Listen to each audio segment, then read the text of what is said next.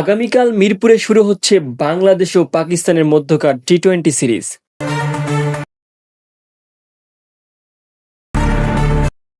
আগামীকাল Mirpur home up ক্রিকেটে শুরু হচ্ছে বাংলাদেশ ও পাকিস্তানের মধ্যকার প্রথম টি-20 ম্যাচ। সিরিজ শুরুর আগে ঢাকার একটি অভিজাত হোটেলে ট্রফি উন্মোচন করেন দুই দলের অধিনায়ক বাংলাদেশের লিটন ও পাকিস্তানের সালমান আলী আগা। শ্রীলঙ্কা সফর শেষে বাংলাদেশ দলে কোনো পরিবর্তন আনেনি। আগের স্কোয়াড নিয়েই পাকিস্তানের বিপক্ষে মাঠে নামছে টাইগাররা। লিটনের নেতৃত্বে দলে আছেন তাওহিদ হৃদয়, রিশাদ হোসেন, শরীফুল ইসলাম সহ একঝাঁক তারকা। অন্যদিকে পাকিস্তান দলে নেই বাবর আজম, রিজওয়ান কিংবা শাহিন আফ্রিদির মতো তারকারা।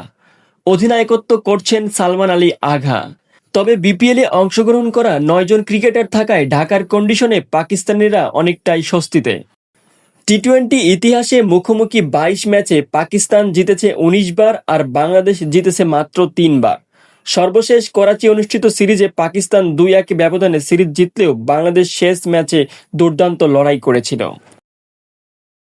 আগামীকালের ম্যাচকে ঘিরে ক্রিকেট প্রেমীদের মধ্যে ব্যাপক উৎসাহ উদ্দীপনা দেখা যাচ্ছে। মাঠে দর্শকের উপস্থিতিও প্রত্যাশিতভাবে বেশি হবে। ম্যাচটি সরাসরি সম্প্রচার করবে দেশের বিভিন্ন টিভি চ্যানেল ও অনলাইন প্রতিষ্ঠান। সো বন্ধুরা, আপনাদের সঙ্গে রয়েছিলাম আরজে উজ্জ্বল হোসাইন। দেখা হচ্ছে পরবর্তী কোনো সময়ে।